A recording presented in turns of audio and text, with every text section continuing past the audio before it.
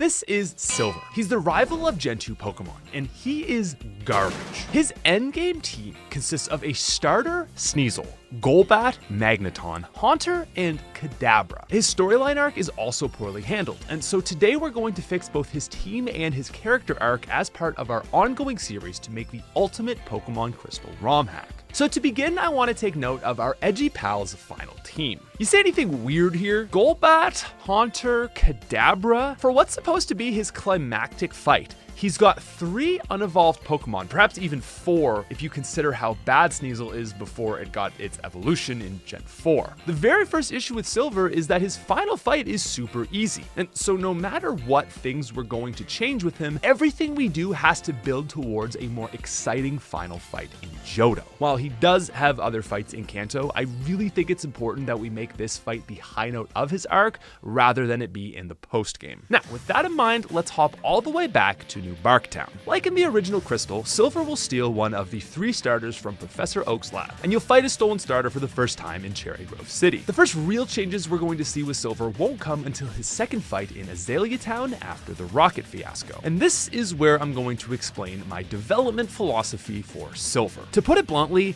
I don't like Silver's team. I don't like the choices. I don't like that he has an assortment of Gen 1 and Gen 2 Pokemon. Magneton, but especially Gengar and Kadabra, get so much representation in Gen 1 and 2. Because of this, Silver's team always felt forgettable. Sure, it has good Pokemon, assuming they were actually evolved, but I never felt like with these options he had his own identity. Now, if maybe we had seen Crobat sooner, it could have been a little better, but the unevolved Golbat and Zubat only make this problem worse. On top of that, Sneasel was terrible in Gen 2, so it always felt like Silver only really had a single Gen 2 Pokemon. While my goal of the gym leaders was to let them have a balanced team of Gen 1 and Gen 2 Pokemon, I think it makes more sense to let Silver be a poster boy for new, exciting Gen 2 Pokemon. His team is just so pitifully normal, and I want to give him a standout identity with his new team. Now, to do this, we're actually going to take a page out of Generation 1 and give Silver 3 different final teams depending on the starter you choose. In Gen 1, your rival Blue always made a team that had a water, grass, and fire type and would swap out Gyarados, Arcanine, and Exeggutor depending on what starter he chose. For the Azalea Town fight, these 3 Gen 2 equivalents will be revealed. However, this gen will see a slight variation on the grass option. Now, if Totodile is picked as the player starter, your rival here will have a Bayleaf and a Remoraid. If Cyndaquil is picked, your rival will have a Totodile and a Houndour. And lastly, if Chikorita is picked, your rival will have a Quilava and not actually a grass type. See, there's no good Johto grass types, so instead we're going to give him the iconic Mareep. This electric type still fills the void of being super effective against water, but Ampharos is just so iconic that I wanted to try and include it on his team. My main goal with these choices, outside of making an elemental trio, were to pick intimidating Pokemon. Houndour is an obvious pick, and since Remoraid and Octillery are supposed to represent weapons, they were an easy choice too. Unfortunately, between Bellossom and Skiploom, the grass choices weren't exactly terrifying, and while neither is Mareep, I just opted for something that was at least good. Now lastly, we have one more Pokemon that will be introduced in this fight. This is going to be part of an additional thread we're adding to Silver's arc. The Violet City Dark Cave entrance is going to have a small Larvitar encounter rate. I wanted to give this family more of a spotlight in the game. Of course, we'll be highlighting all the changes to wild encounter rates in another video, so make sure to subscribe and follow along. For Silver though, him getting a Larvitar is going to represent a huge part of his arc. He hears that Larvitar is a really strong Pokemon and goes into Dark Cave after battling you to find one. Larvitar's got 4x weaknesses and has pretty middling stats, however. This Pokemon will represent Silver's whole personality of wanting strong Pokemon and hating his team when they're weak. My goal is, rather than it being generically said around his whole team, we're really going to emphasize this idea and have him talk down about how bad Larvitar is. It'll make its first appearance in Azalea Town and be a consistent underperformer all the way up until his final fight when it becomes his strongest Pokemon. Now, Silver's third encounter is at the Burned Tower in Ecruteak City. This fight will basically just be adding the third and final elemental option to his team. If Totodile was picked by the player, he'll have Larvitar plus Remoraid, Houndour, and Bayleaf. If Chikorita Margarita is picked, his trio will be Flaffy, Remoraid, and Quilava. And if Cyndaquil was picked, you'll see Flaffy, Houndour, and Croconaw. Now, we don't see another fight with the rival for some time here, but there are a few encounters like at the Lighthouse and in the Team Rocket hideout that we do get some dialogue from Silver. I don't have any plans to add additional fights, but I'm going to be changing these dialogues slightly, as my goal is to essentially shift his arc so that it starts happening a little earlier. Don't get me wrong, Silver has a compelling arc as a character, but the timing of it is too late. He spends the first half of the game hating his team, and we really only start to see the change even begin in his third last Johto encounter. We don't get the culmination of his actual acceptance that he's going to change until the final fight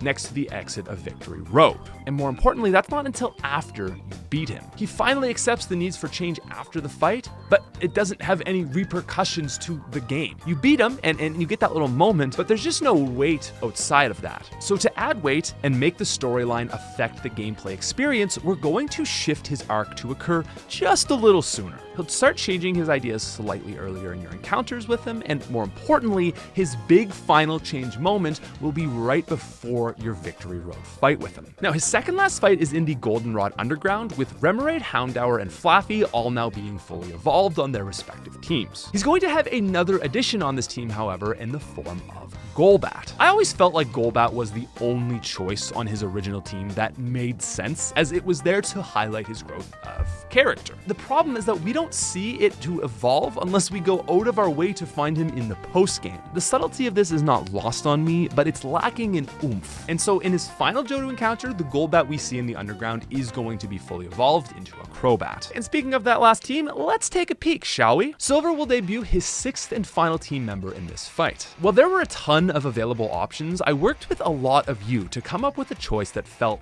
right. A choice that gave a spotlight on an underrepresented Johto Pokemon, matched Silver's intimidating presence, and overall felt like a cohesive pick for the team. With these considerations, we actually ended up on Ursaring. It not only fits all these criteria, but Paul from the anime used one, and so it felt like a nice bit of nod to that rival as well. Ursaring will come equipped with Slash, Feint Attack, a buffed Rock Smash, and Rest. The second Pokemon on his team will be Crobat with Toxic, Double Team, Confuse Ray, and Wing Attack. Now finally evolved, this is meant to serve the purpose of being an extremely frustrating Toxic staller. For his teams without Feraligatr, Octillery will come with power moves like Surf, Ice Beam, Psybeam, and Hyper Beam. The team that doesn't have Typhlosion will have Houndoom with the moves Flamethrower, Iron Tail, Crunch, and Sunny Day. And lastly, for the rotating elemental trio, the teams without Meganium will have an Ampharos knowing the moves Light Screen, Thunderbolt, Cotton Spore, and Thunder Wave. Typhlosion will have Flamethrower, Quick Attack, Iron Tail, and Thunder Punch. Meganium will now reflect, Giga Drain, Solar Beam, and Body Slam, which will be a synergistic matchup to Houndoom Sunny Day. And last of the starters will be the fearsome Feraligatr, knowing Ice Punch, Surf, Slash, and Bite. And now, finally, we must discuss Silver's final Pokemon. Silver will catch a Larvitar as his second Pokemon, but really,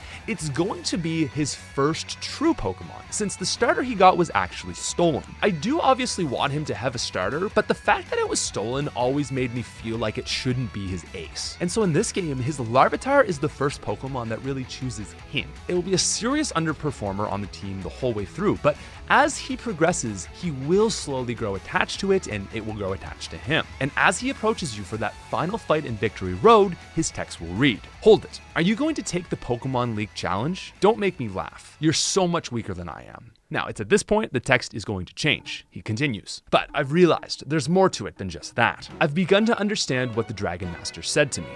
Love, friendship, it's what the sages in the Dragon's Den said too. And I've learned now that I need to care for my team. They've been with me through it all, and I've treated them like pawns. Even Pupitar, the first Pokemon I ever truly caught. You've been so loyal to me, and I'm sorry. I haven't been good to you. I haven't been good to any of you guys. But I promise, I vow to take care of all of you, especially you, Pupitar." What? Pupitar is evolving. Congratulations, your Pupitar evolved into Tyranitar. What? Tyranitar? But you were only level... No, I see. I've heard of rare instances of early evolution. They say that through love, the Dragon Master was able to do such a thing too. Evolution or not, it doesn't matter. My friends will beat you, and then the Elite Four. Chris, I challenge you. All right, so sorry for the moment of fanfiction reading, but hopefully that had some impact. To me, this feels like a much more satisfying climax to Silver's arc. Rather than some offhand battle in Kanto, you get the culmination of his character's journey right at the exit of Victory Road. And this time, it actually has consequences. Now, I know it might have made more sense to have his Crobat evolve here, but I wanted to make this a grand moment. And so we had Crobat evolve off screen with the assumption that he spent some time at the Dragon's Den and it evolved there. And Tyranitar is actually going to evolve here at level 50. In this dialogue, I also tried to provide a little bit of explanation as to why some trainers like Faulkner and Lance had early pre-evolved Pokemon. And because Johto is so heavily focused on loving your Pokemon, I just kind of wanted to hint at the idea that if you really, really love your Pokemon, even if it's not a friendship evolution, it'll evolve before it's even supposed to. And so now, Tyranitar, his first caught Pokemon, will now actually take the place of his ace in this final fight. And we're making it really good. It will be the first level 50 to appear in the game, and it will have the moves Crunch, Earthquake, Rock Slide, and Outrage. And together, this team is one of the hardest you will see in the entire game. But we're still open to making changes before the final version is released, so let me know your thoughts. All said and done, these changes consolidate Silver as a character, truly highlighting his journey and making him a formidable final foe before the Elite Four.